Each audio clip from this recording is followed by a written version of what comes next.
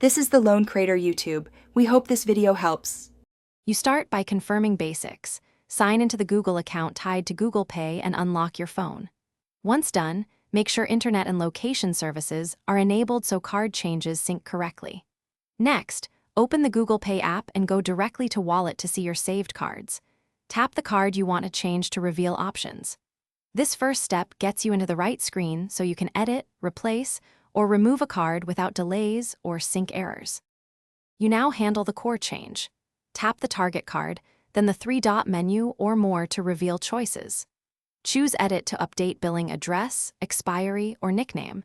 Sometimes you must re-verify via CVV or one-time PIN sent to your bank. If replacing, tap Remove then Add Payment Method.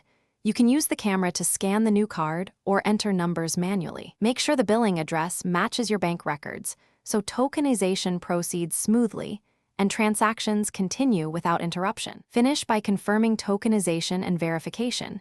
You should see Ready to Use or a verification prompt. If verification asks for an OTP, enter it promptly.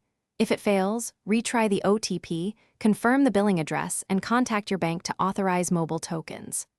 Once the new card processes a low-value test or a successful payment, remove the old card to prevent accidental charges. If problems persist, restart the app, clear app cache.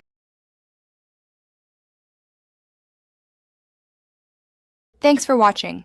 Consider subscribing if we helped you.